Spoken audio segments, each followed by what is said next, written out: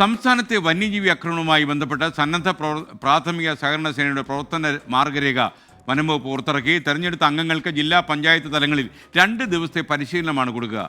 പരിശീലനം പൂർത്തിയാക്കിയവർക്ക് സർട്ടിഫിക്കറ്റും തിരിച്ചറിയൽ കാർഡും നൽകും. എ വി ജയശങ്കർ പത്തനംതിട്ടയിൽ നിന്ന്.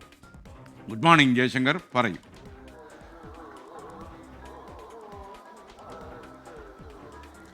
Good morning S K N. സംസ്ഥാനത്തെ വന്യജീവി ആക്രമണങ്ങൾ വലിയ തോതിൽ ഉയർന്നതോടുകൂടിയാണ് പൊതുജന പങ്കാളിത്തത്തോടുകൂടി വന്യജീവി ആക്രമണങ്ങൾ പ്രതിരോധിക്കാൻ സർക്കാർ തീരുമാനിച്ചത്. അങ്ങനെയാണ് സന്നദ്ധ പ്രാഥമിക പ്രതികരണ സേന എന്നൊരു ആശയത്തിലേക്ക് വനം വകുപ്പ് എത്തിയത്. എന്തായാലും ഈ സേന എങ്ങനെ പ്രവർത്തിക്കണം, ഇതിൽ ആരൊക്കെ ഉൾപ്പെടുത്താനുള്ള മാനദണ്ഡങ്ങളാണ് നിലവിൽ സർക്കാർ പുറത്തിറക്കിയിരിക്കുന്നത്.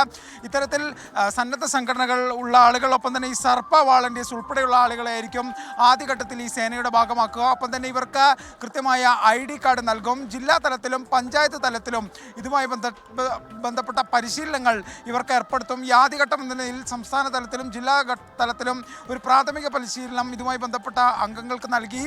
വനം വകുപ്പ് ഇതുമായി ബന്ധപ്പെട്ട് ഉദ്ദേശിക്കുന്നത് ഇത്തരത്തിൽ ഒരു പ്രശ്നം നടക്കുമ്പോൾ ഈ RRT ഒക്കെ ഓടിയെത്തുന്നതിന് മുമ്പായി പ്രദേശത്തെത്തി രക്ഷാപ്രവർത്തനം നടത്തുക, ഒപ്പം തന്നെ ഈ മൃഗങ്ങളുടെ സാന്നിധ്യമൊക്കെ ഉണ്ടായാൽ അതിനെ പ്രതിരോധിക്കാനുള്ള നടപടികൾ സ്വീകരിക്കുക എന്നൊക്കെയാണ്. 2 ദിവസത്തെ പരിശീലനമാണ് ഇവർക്ക് നൽകുക. പ്രാഥമികമായി ഈ വനവുമായി ബന്ധപ്പെട്ട വന്യജീവിയുമായി ബന്ധപ്പെട്ട കാര്യങ്ങളായിരിക്കും ഇവർക്ക് നൽകുക. എന്തായാലും ഇത്തരമൊരു സേന പ്രാദേശിക തലത്തിൽ സജീവമാവുന്നതോടുകൂടി വന്യജീവി ആക്രമണങ്ങൾ ഉൾപ്പെടെ പ്രതിരോധിക്കാനാവും, ഫലപ്രദമായി അതിനെ നേരിടാനാവും വിവരങ്ങൾ ലഭിക്കുമെന്നാണ് വനം വകുപ്പിൻ്റെ ഒരു പ്രതീക്ഷ. S K N.